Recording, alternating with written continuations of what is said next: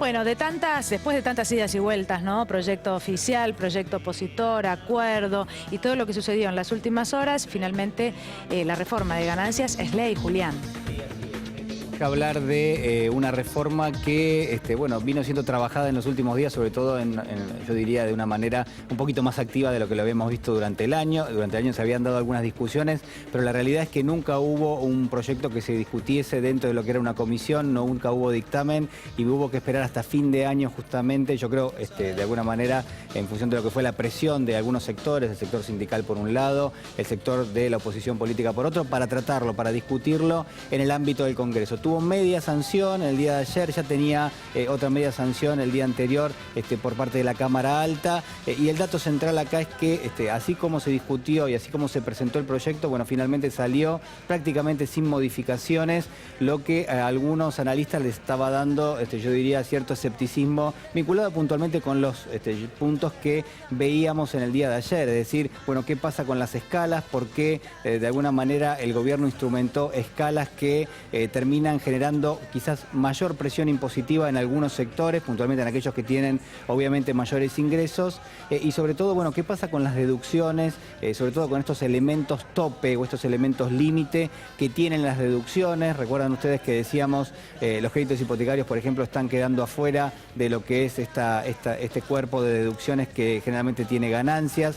Por otro lado, lo que son los viáticos también tienen tope. El caso de los alquileres, ¿no? Que hay mucha expectativa todavía con respecto a poder deducir el monto de los alquileres de lo que es la cuenta total de ganancias.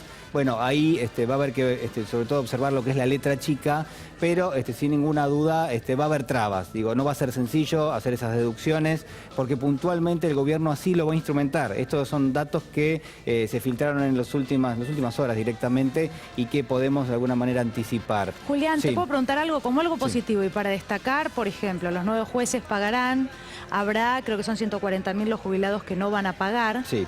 Sí, y la actualización automática, claro, que habrá a partir de ahora. Sí, 500.000 de personas en teoría queda fuera del pago de ganancias con esta modificación. Lo que queda como duda importante es, bueno, qué pasa con respecto a lo que van a ser los ajustes o las actualizaciones de los salarios dentro de algunos meses, ¿no? Obviamente hay inflación en la Argentina, aunque haya menos todavía hay, y esto promueve que haya negociaciones dentro de lo que es el marco de las paritarias. Si ajustan los salarios 15, 16, 20 o un poquito más en lo que es el porcentaje, bueno, ¿qué pasa con esos salarios? ¿Vuelven a entrar en ganancias? Y la respuesta es que sí. ¿Por qué? Porque la actualización automática que se discutió y que ya es ley, va a empezar a regir a partir del año 2018. Claro. Entonces, el año próximo todavía no tenemos actualización automática y vamos a tener estos topes y estas escalas que estamos viendo hoy con esos mínimos no imponibles.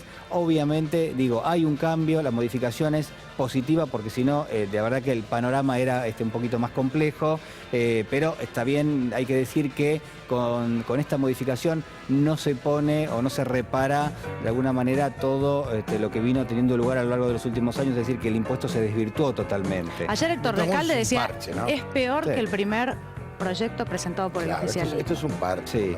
Y bueno, si uno lo analiza del lado del bolsillo del trabajador, yo diría que para los primeros 2 o 3 escalones que van a pagar ganancias hay un beneficio, y a partir de ahí ya lo que ves es que el proyecto que quedó, el proyecto que se discutió y que hoy es ley, bueno, es mucho más draconiano, es decir, es mucho más ambicioso del lado del Estado, del fisco, que te va a cobrar más impuestos. No, el fisco gana en el fisco gana. El que pierde es el laburante. Claro. Esta es la realidad.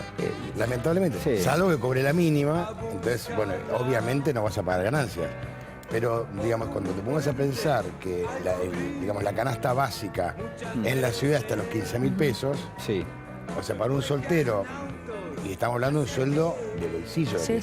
Sí, a ver... habla de 18. Claro, yo digamos, daba estas cifras en la semana.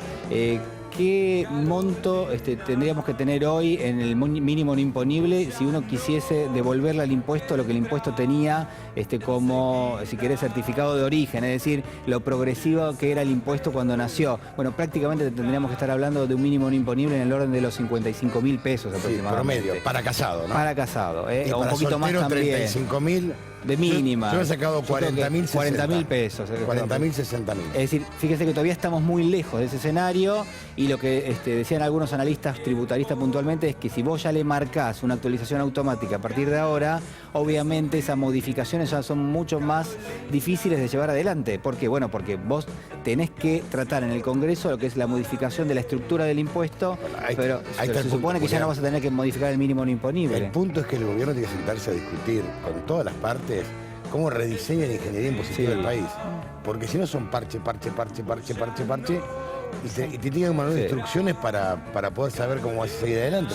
Bueno, lo decía Sergio, te digo, lo decía Sergio más ayer. Yo también, Decía, hay que ver qué pasa ahora. Lo que se viene es esto, una reforma impositiva integral, pero no porque lo diga Sergio Massa, sino porque en realidad explicaba, bueno, ¿cómo puede ser que haya gente que gane tanto dinero y no pague impuestos apretando simplemente un botoncito, haciendo un movimiento económico? Sí, ¿no? En el mundo el impuesto que quizás le ha dado mayor resultado al fisco siempre fue el impuesto a la tierra, el impuesto inmobiliario, digamos. Y este tipo de impuestos, como el impuesto a los ingresos, puntualmente está dejando de ser utilizado por los fiscos porque obviamente aquel que más recursos tiene más herramientas para no pagarlo, ¿no? Y aparte cuando vos más recursos tenés, movés la economía. O sea, el que mueve la economía es la clase trabajadora, la que mueve la economía.